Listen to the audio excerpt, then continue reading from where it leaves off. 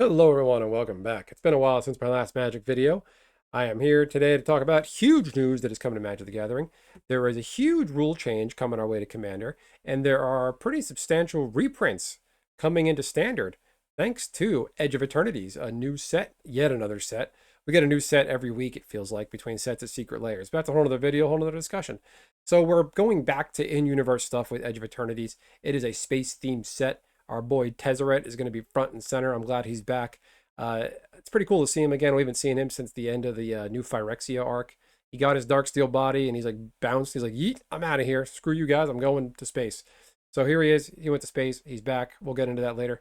But yeah, there's a pretty substantial reprints coming to Standard. And there's a Commander rule change coming as well. So just go ahead and get right into it. I'm going to show you some of the cards that were revealed and discussed and spoiled today. Let's get into it.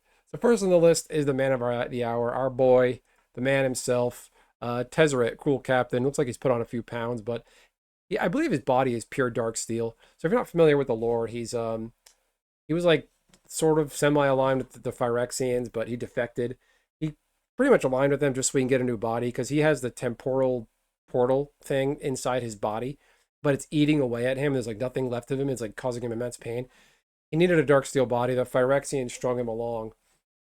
And he finally got his Darksteel body. They were actually going to use him and control him and not let him have his own free will, but he escaped and he's like, I'm going to space. So here he is. It's pretty interesting. He's 3 mana, colorless. So he's a 3 mana, colorless planeswalker. This whole thing is pretty bonkers. So whenever an artifact enters, you put a loyalty counter on him. He has no upticks on his loyalty, no +1 abilities himself. So 0 untapped target artifact or creature. If it's an artifact creature, put a 1/1 counter on it. You tutor for an artifact card of mana value 1 or less, reveal it, then it goes to your hand. You get emblem, beginning of combat on your turn, put 3 1/1 counters on target artifact you control. If it's not a creature, it becomes a 0/0 robot artifact creature. I think robots became a thing and Aether Drift.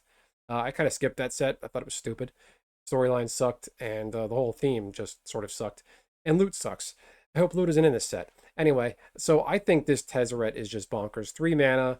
Whenever an artifact you control enters, so artifacts, food tokens, blood tokens, artifact lands, or ornithopters, memnites, the Phyrexian Walker, the Shield Sphere, all those 0 mana dudes you can rock out on a commander deck.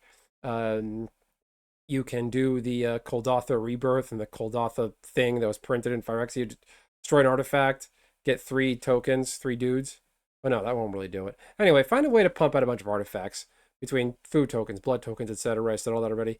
He's going to get pretty big pretty quick, and you could potentially get off his 7 tick pretty fast if you wanted to. And again, 3 mana, you can cast off his ultimate and then play another, remove all counters. He dies, then cast another one. Only 3 mana, and you get the 7 tick ability, and you get yourself another Tezzeret if you wanted to. I think this has tremendous potential, and I'm definitely glad our boy Tezzeret is back. Next on the list is not so much a new card, but rather a set of reprints that are coming our way. Nope, I lied. It's this thing. It's a spaceship. Don't worry, the reprints are coming. So this whole thing is actually part of another discussion talking point here. The Sarima, it's a 3 mana spacecraft. It is not a vehicle. When it enters, search library for a legendary creature, reveal it, put it in your hand. So a tutor. It's got a new ability, not replacing, but it's like a new version of crew. You station this. Tap another creature you control, put a charge counter equal to its power on this spacecraft. Station only has a sorcery. If it's an artifact creature, it's an artifact creature at 7+. And once it has 7+, charge counters on it, other tapped legendary creatures you control have indestructible. I'm guessing that's how it works, and it's a 5/5. So with this change, with this card comes actually a change to the commander format.